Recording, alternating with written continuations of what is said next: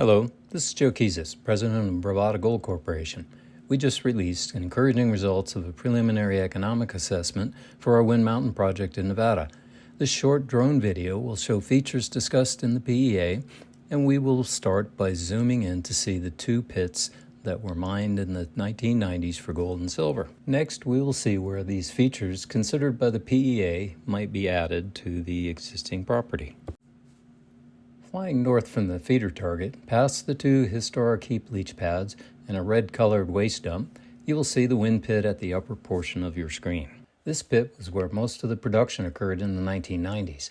The north wall of the wind pit, shown here, exposes about 600 feet of colorful rock, which contains disseminated gold and silver. You'll see this mineralization holding up the ridge as we travel north towards the Breeze pit. From the wind pit, we travel northwest across a post-mineral fault that offsets mineralization down to the west, and that's where we find the Breeze open pit. The bright orange-colored material just south of the Breeze pit is waste rock mined from that pit.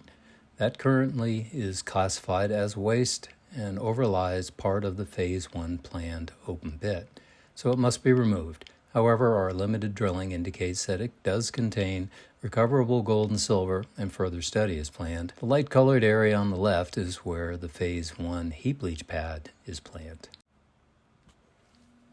Here we are looking into the Breeze pit. The pit was supposed to be much deeper during the 1990s operation, but mining ceased in mineralization due to low metal prices. Now we move to the west and travel north. We see the red-colored rocks of the Breeze mineralization on the right side of the screen. The light-colored area below is where the leach pad 1 is planned. Moving ore downhill to an adjacent leach pad significantly reduces operating costs. A likely area for pad 2 is the dark-colored topographic platform just ahead and to the north of pad 1. We have identified mineralization around North Hill based on surface sampling and a limited number of drill holes. Those are the dark red craggy areas on the center and right portions of your screen. This area has been broken into a number of different blocks by post-mineral faulting, and part of that mineralization has been eroded away. But the remaining mineralization is exposed at surface, so it should be inexpensive to mine and transport downhill to pad 2. Now we see the regional setting of the project, starting with a view looking south from the wind pit. Ormat's Empire Geothermal Power Plant is about 6 kilometers to the south. We're in the San Emilio Desert, and as you can see, there's not a lot of human activity. The county gravel road in the middle of the screen is our main access to Wind Mountain. The nearest town is Gerlach, located at the base of the tall mountain in the far distance on the screen, about 40 kilometers away. This next view shows an historic mine waste rock pile.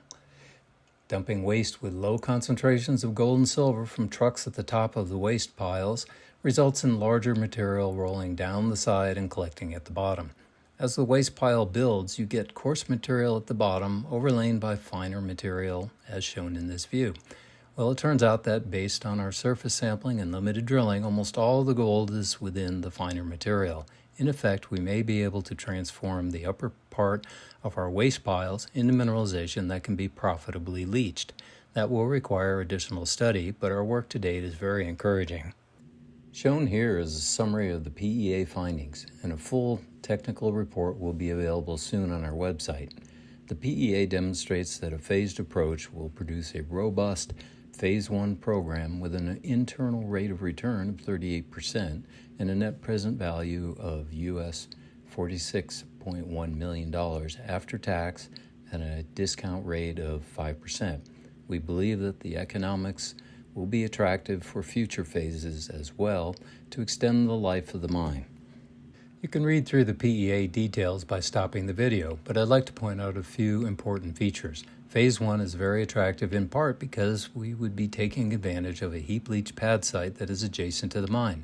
That significantly reduces the cost of moving leach-grade material.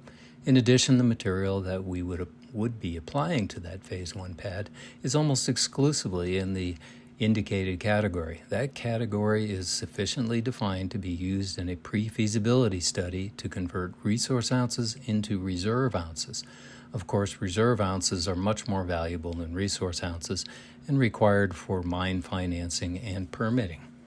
Initial capital is estimated at $46 million, which is very reasonable to begin production. Sustaining capital of $19.8 million is required in year 3 and is covered by cash flow. The cash cost is estimated at just over $1,000 per ounce gold, and the all-in sustaining cost is estimated at just under $1,200 per ounce. The PEA shows the project should have relatively low initial capital and operational costs, and that will produce an attractive internal rate of return, with future potential to add more phases funded by cash flow. So it's the economy for Wind Mountain, and we look forward to more exciting news as we de-risk the project towards near-term production.